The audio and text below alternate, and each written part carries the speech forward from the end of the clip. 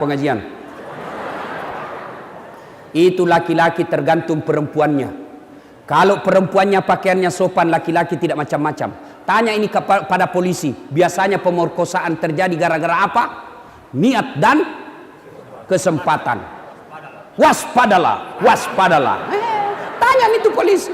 Tadinya ini orang tidak mau macam-macam, tapi karena ada kesempatan. Kesempatannya apa? Ceweknya pakaian lebih hina daripada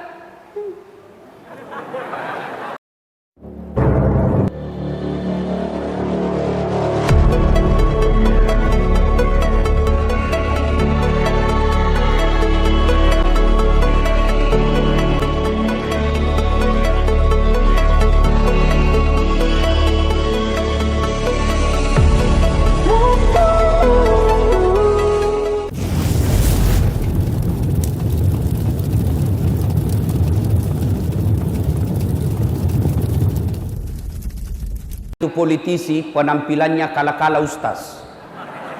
Hai, hebat, pakai songkok, pakai gamis, pegang tasbih, angkat Allahu Akbar, pasang baleho 4x6. Begitu disuruh mengaji tidak nak tahu. Islam kajili-jili. Ada caleg di sini? Ada? Ada? Ada? Mudah-mudahan Bapak tidak seperti itu ya. Ini kalau pil caleg sekarang di Makassar, kalau ketemu orang saya bisa tebak, tiba-tiba senyum, ramah, ngajak kopi, tidak saya kenal, pasti caleg. Bagi-bagi kartu nama, pilih saya, sama-sama dari dulu, kartu nama aku, ada masalahmu telepon nggak?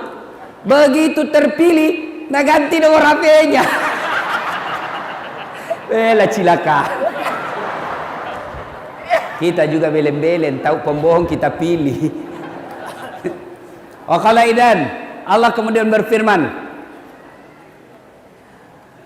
wala tattabi'u khutuwatis syaitan innahu lakum adu mubin. Dan janganlah engkau ikuti langkah-langkah setan, karena sesungguhnya setan itu musuh yang nyata bagi kalian. Jadi mesti kira-kira ceramah ada setan, Pak? Pak polisi, kira-kira di tempat ini ada setan? Ada, namanya setan kota. Apa setan kota? Ju HP di tangan tay. Orang ceramah masuk. Simpan dulu tuh HP-mu. Mereka ceramah, tiba-tiba ada ibu-ibu na belakangi kak. Barusanku ini ceramah na belakangi orang. Balik, baru ambil HP-nya. Mas selfie rasi. Baru nak tulis latar belakang dasat latif. Saya nak jadikan background. Ternyata pi pengajian mau pi mas selfie. Yang lebih parah, beberapa hari yang lalu di Lu Timur, turun nggak dari panggung selesai ceramah, tiba-tiba ada ibu-ibu kira-kira usia 40 tahun sudah selfie, nak bilang, Ustaz boleh cium? Bikin kaget langsung sama sambaran nak bilang ibu. Ada juga ibu udah cubit pipiku. Nah kira barangkali anak-anak, karena sambarannya ibu ini.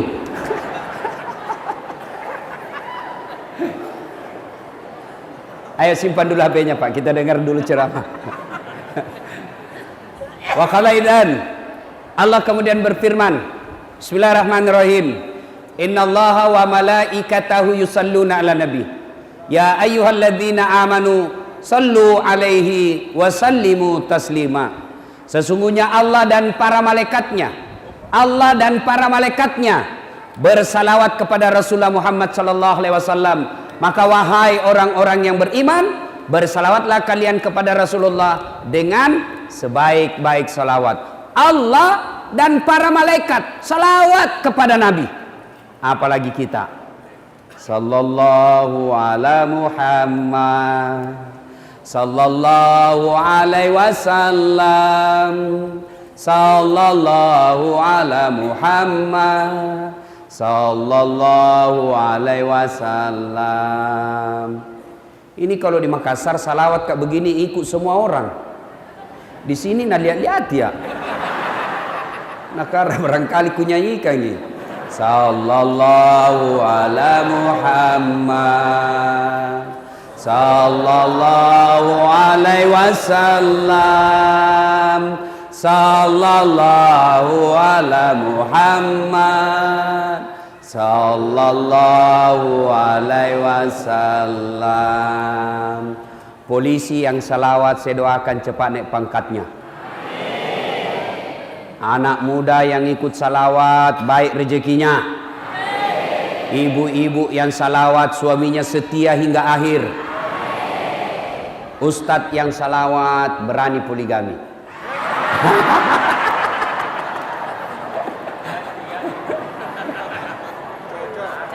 Ibu bapak, saudara-saudara sekalian, teristimewa yang kita hormati Bapak Kapolres Luwu Utara, Ajun Komisaris Besar Polisi Boy Samola, mewakili Ibu Bupati. Tadi beliau WhatsApp saya, Pak Ustadz mohon maaf tidak sempat hadir. Kenapa Ibu? Saya harus pergi ke Jakarta menerima penghargaan pendidikan dan mengurus, membantu guru-guru honorer. Mudah-mudahan bisa diangkat jadi pegawai. Beliau pergi ke Jakarta mengurus yang ada di K1 dan K2. Ada di sini yang ada K1, K2? Tidak ada namanya di K1 dan juga K2. Jangan cemas, jangan ragu. Silakan pulang, cari di KK. Ada nama Atta di situ. Ibu bapak, saudara-saudara sekalian. Nah, kita dengar ceramah dulu. Alhamdulillah Ramadan sudah selesai. Banyak amal pasti kita kumpul waktu Ramadan. Siang puasa, malam taraweh, subuh dini hari tahajud. Subuh jamaah di masjid, selesai jamaah dia ikut ceramah, selesai dengan ceramah dia pergi ke kantor cari nafkah, di kantor dia tadarus, akhir Ramadan dia bayar zakat. Masya Allah, banyak sekali amalnya.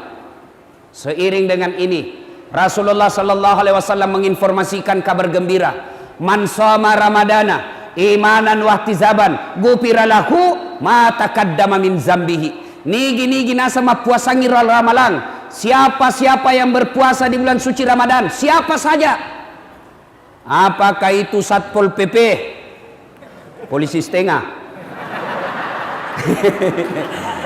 atau tentara, atau polisi, ada pegawai honor, atau ustadz, atau pengusaha, siapa saja yang berpuasa di bulan suci Ramadan, diampuni dosanya yang telah lalu dan yang akan datang. Subhanallah, baru puasa banyak amalnya orang di bulan Ramadan.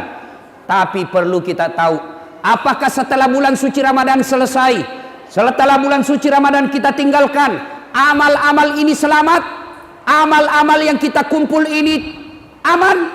Tentu tidak. Pak Makadena Bitta, pelihara amalakmu, jaga amalakmu, pasti pulung amalakmu. Sudah itu jagai, jangan sampai hancur amalmu gara-gara sifatmu sendiri. Sehingga puasa, tahajud, taraweh, tadarus, zakat, itikaf, ngaji, dia ngadap kepada Allah di padang mahsyar. Ya Allah, mana pahalaku 30 tahun saya puasa? Mana pahalaku saya tahajud 30 malam berturut-turut? Mana pahalaku ya Allah? Allah berfirman, memang banyak amalmu dulu.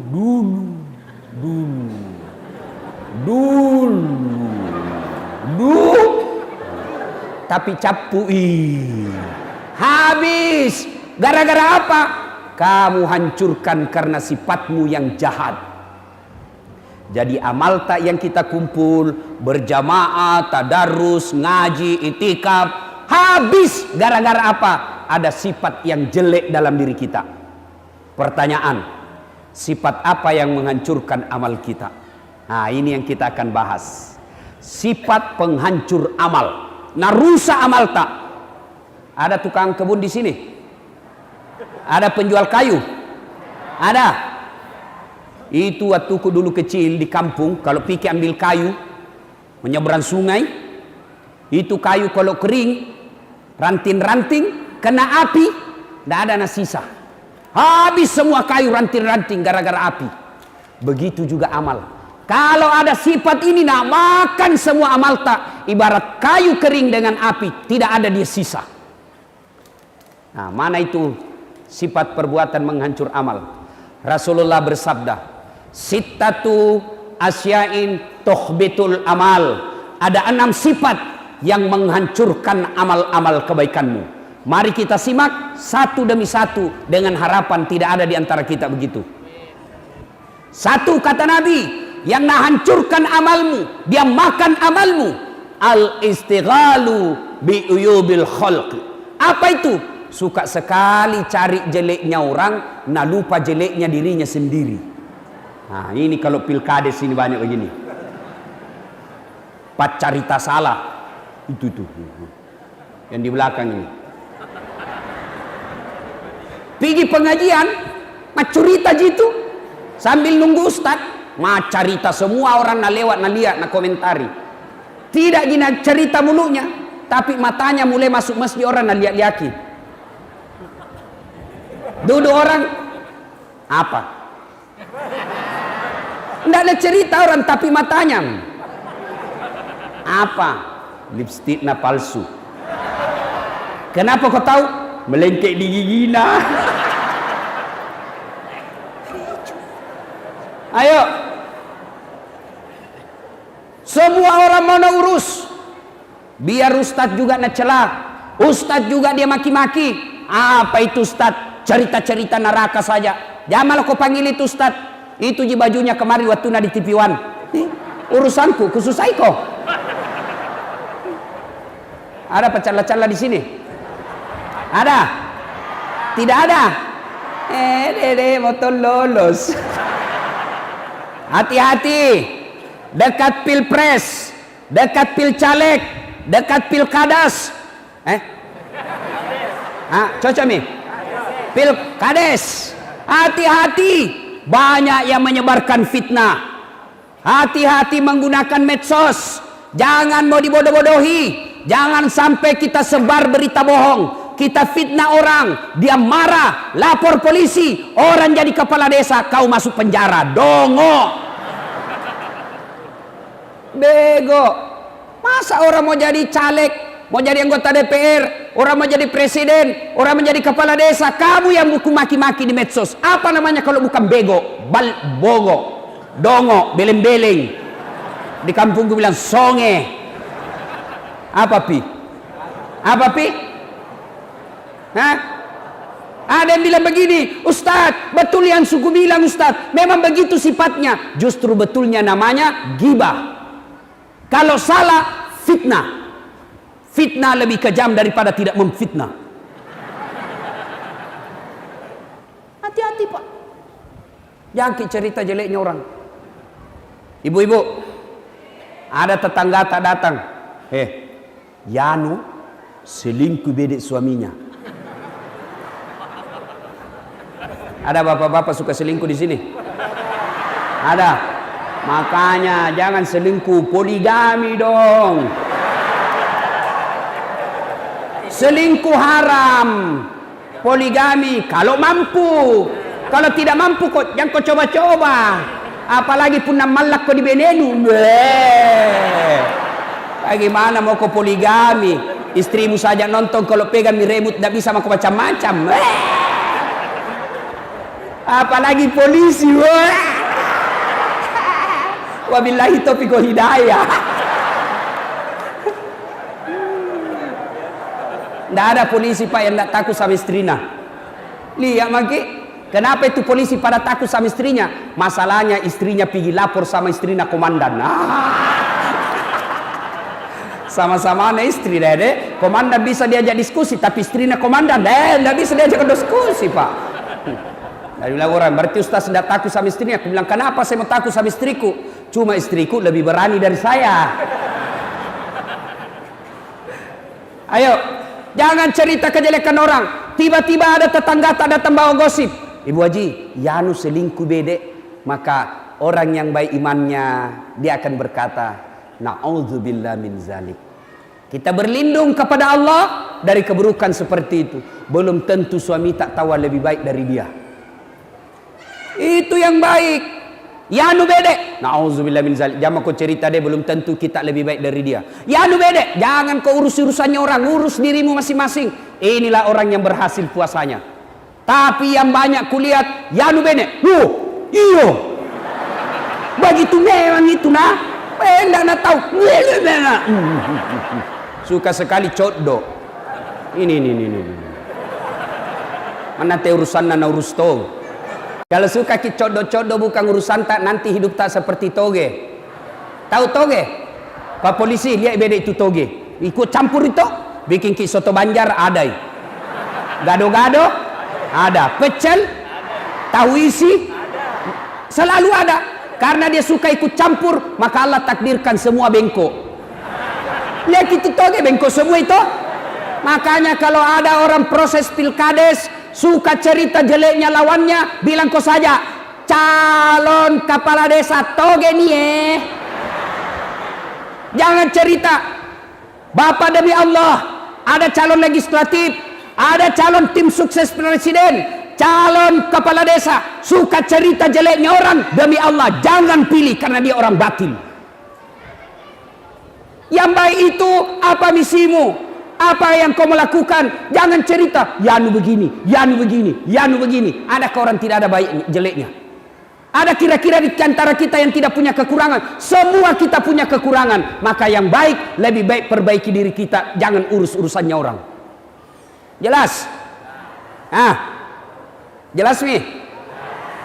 Orang yang suka cerita kejelekan dalam Al-Quran dijelaskan, ayuhibbu ahadukum, sukakah kamu memakan bangkai sesamamu manusia? Satu, berhenti cerita kejelekan orang.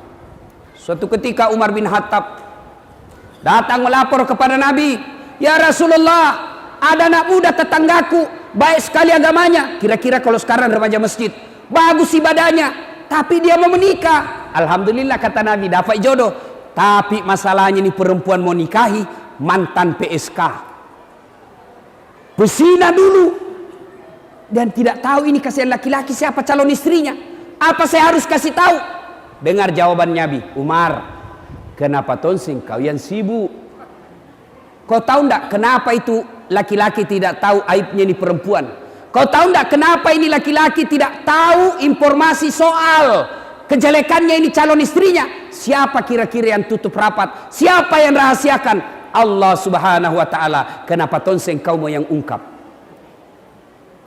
Nah, di al-istighalu bi uyubil khalqi, suka sekali cerita kejelekan orang. Ini biasa orang cerita kejelekan orang, Pak, tidak di warkop, tidak lagi di balai-balai, dek nana ko pangka-pangkae, dek nana ko pasae, dek nana ko warunge, ko kega pale macerita salah tawe WhatsApp, broadcast, kirim. Hati-hati, jangan sampai gara-gara bapak bernafsu kirim berita tidak benar, orang tersinggung, lapor, namanya hoax. Tahu jaki hoax? Berita bohong. Orang yang suka cerita-cerita kebohongan, orang yang suka sebarkan kebohongan, nanti kalaupun baik agamanya, kalau bagus puasanya, bagus sedekahnya, bagus jamaahnya, tapi dia suka cerita-cerita kejelekan orang, bahkan dia sebar berita kebohongan, nanti di akhirat juga masuk surga, tapi surganya hoax. Surga bale-bale nama Suki. Hati-hati. Jangan cerita kejelekan orang. Berhentilah. Lebih baik kita sibuk mencari aib dan kekurangan kita. Pepatah dulu mengatakan, semut seberang lautan tampak olehnya, sementara gajah di peluk matanya tidak terlihat. Ini kan banyak begitu. Sendiri banyak jeleknya, dia sendiri banyak kekurangannya, malah kekurangan orang lain yang diurusi. Satu, yang menghancurkan amal kebaikan kita, al-istighalu bi uyubil khalqi. Suka cerita kejelekan orang, dia lupa kejelekan dirinya sendiri. Dua, yang akan menghancurkan amal kebaikan kita, apalagi qillatul haya, kurang siri, kurang rasa malu. Kata Nabi, Orang yang bertakwa itu pakaiannya rasa malu. Puasa, saya tanya dulu, adik-adik, ini adik-adik nih yang kecuping-kecuping, itu anak-anak sekolah. Apa tujuannya puasa? Dalam Al-Quran surah Al-Baqarah, apa tujuannya puasa deh? Ini anak SMA, apa tujuannya? Hah? Jawab, apa? Hah? Supaya cerdas. Apa? Supaya bisa berenang. Tidak ada hubungannya. Apa? Mana yang jawab? Jawab. Bukan, ini anak sekolah. Apa tujuannya? Sini kok. Sini jawabnya. Sini. Cepat. Ya. Sini. Ya. Siapa anak ini? Siapa anak? Apa tujuannya orang puasa, Dek? Apa ayatnya? Ya ayyuhalladzina amanu kutiba alaikumuz syiyam kama kutiba alal ladzina min qablikum la'allakum tattaqun. Terjemahannya. Wahai orang-orang yang beriman, diwajibkanlah atas kamu berpuasa sebagaimana atas orang-orang sebelum kamu agar kamu bertakwa. Dapat kau hadiah. Ini. Jangan kau malu-malu. Hei, lentong ituannya kalau ustaz dengan uang Kapolres lain bos, lain kipas-kipasnya. Nih, tujuan orang puasa adalah takwa. Sementara takwa itu kata Nabi, pakaiannya orang takwa itu adalah rasa malu. Ya kau angkat maka dari takwa. Dia mengaku dirinya bertakwa kepada Allah, tapi makurah siri, kurang malu, maka sesungguhnya takwanya hanya bohong. Coba lihat rasa malu sekarang, Pak. Rasa malu. Jadi pejabat sudah tidak malu korupsi. Jadi polisi sudah tidak malu minta uang anak SMA. Bukan di sini, bukan. Ada pernah kuliah, Pak, kasar.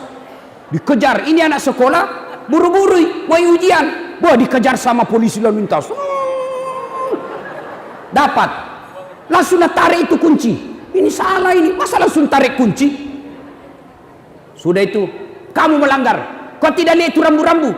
Saya lihat Pak. Kenapa kau langgar? Saya tidak lihat Bapak.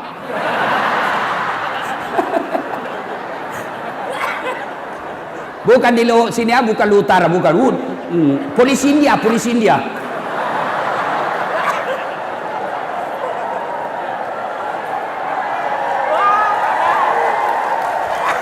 Langsung dia bilang, ini pengadilan 250.000. Dah ada uangku, Pak. Turdamai maki Pak Dik. Kurang ajar yang SMA minta turdamai. Turdamai maki. Berapa di situ? 50 juangku, Pak. Mari itu 50. Apa saya, Pak? Ambil aku 10.000, mari 40.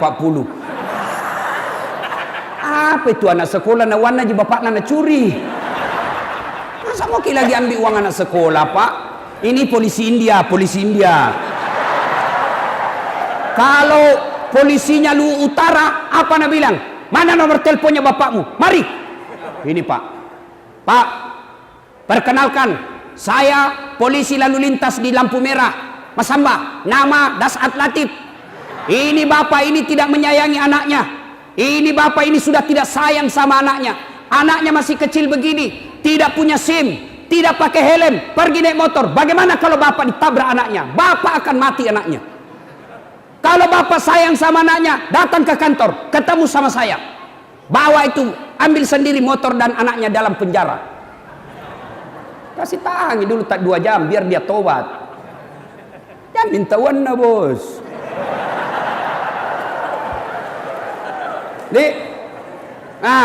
Itu Pak. Sekarang orang tidak malu. Tidak malu korupsi. Umar bin Khattab sudah jelaskan. Suatu ketika Umar bin Khattab,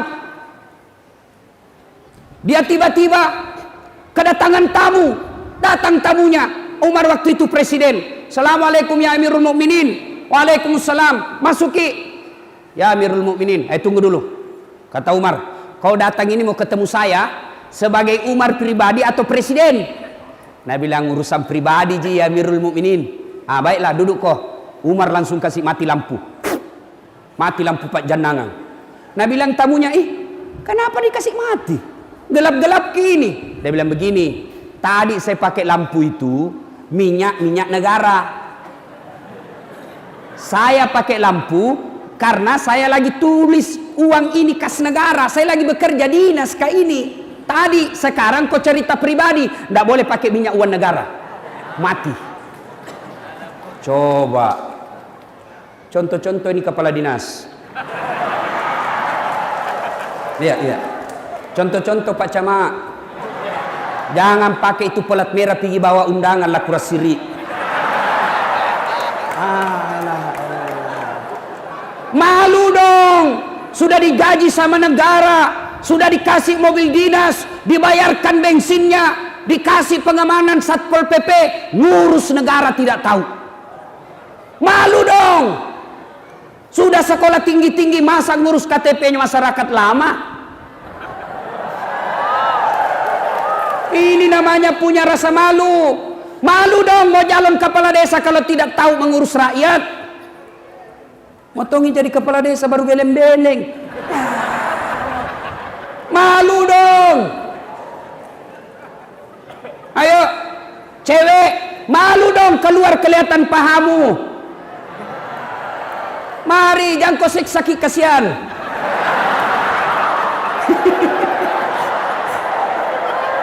Pamer-pamer pahamu kita kau siksa. Terutama itu kodong polisi yang di pinggir jalan. Wah, paling banyak penderitaan matanya itu kasih.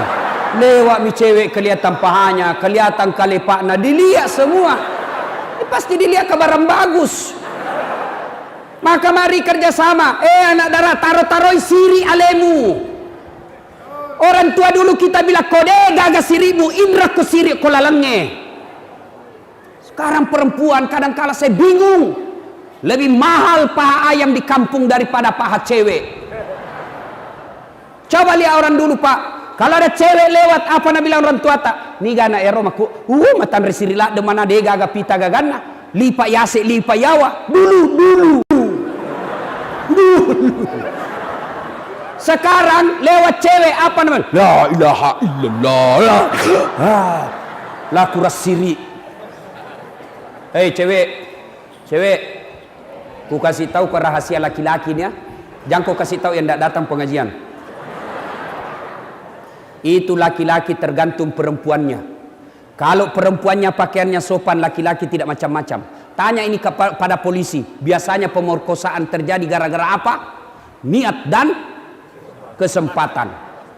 Waspadalah. Tanya itu polisi. Tadinya ini orang tidak mau macam-macam, tapi karena ada kesempatan. Kesempatannya apa? Ceweknya pakaian lebih hina daripada. Coba kalau dia pakai jilbab lewat itu cewek. Lewat cewek, dia pakai jilbab, matan resiri, malu, jalannya saja sopan, jalannya santun, jalannya melebih. Laki-laki tidak akan ganggu. Paling pun kalau diganggu, paling Nabi bilang, Assalamualaikum. Bau surga dek. Paling itu. Tapi kalau lewat cewek kelihatan dadanya, kelihatan pahanya, kelihatan keteknya. Lewat, Nabi bilang cowok. Cewek jungkir balik dong.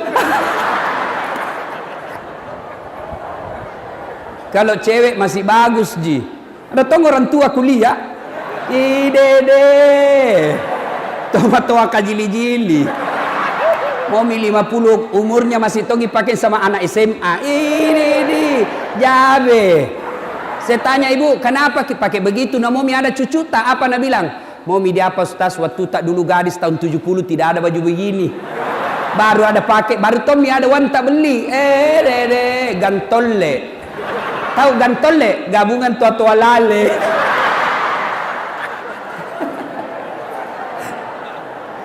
Ayo, tanamkan rasa malu. Pengurus masjid, malu dong.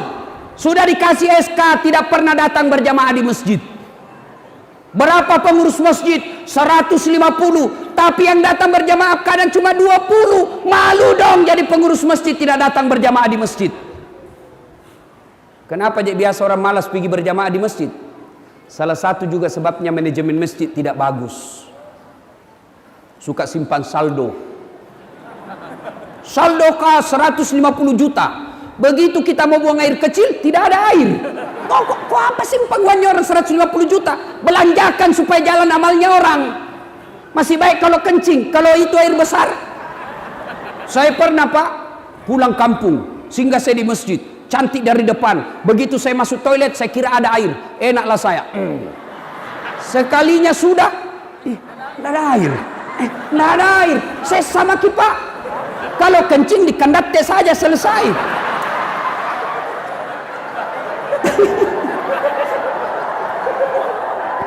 Kalau ini yang kuning-kuning, terpaksa saya begini keluar. Malu dong. Ya, Bapak Ibu saudara-saudara sekalian, tanamkan rasa malu. Bu Ibu malu dong. Sudah dikasih uang naik tinggi-tinggi, malas ngurus suami. Ada begitu? Ada? Tidak mau suaminya jalan sana sini. Baru dia di rumah rantasa, makutu, malas mandi, daster 3 hari saja nak pakai terus, tinggi sebelah, kelihatan tali BH. Pulang suami dia bilang la ilaha illallah. Kasihan, setengah mati ku carikan kau uang, belikan kau baju nasangin daster saja lu pakai. Kasih baik-baik saya itu ya, kelihatan semua tali BH-mu. Apa nak bilang? Jangan lihat BH-nya, yang penting rasanya mu.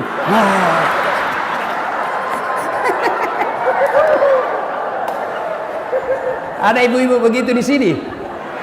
Bagaimana suami tak tidak stres? Di kantor dimarahi sama komandan.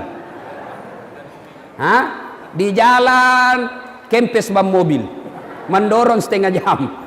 Sampai di rumah istri la ilaha illallah. Mak bau kalepana. Ndak sikat gigi. Di depan televisi pegang remote, kacang saya. Ilaha illallah. Nangka kaki nama nonton, di atas kursi naik kakinya, baru nangka kalepana. Baru menguap.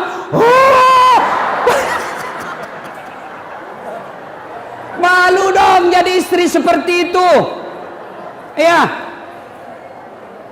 kalau kita merasa beriman kepada Allah, mau memelihara amal, tanamkan rasa malu. Malu dong jadi anggota DPR nyebar janji bohong. Ada anggota DPR. Maka ibu kalau sudah dibohongi jangan pilih lagi. Nah kasih kisah, betul ibu, jangan pilih bu. Bisa, jangan pilih. Bisa.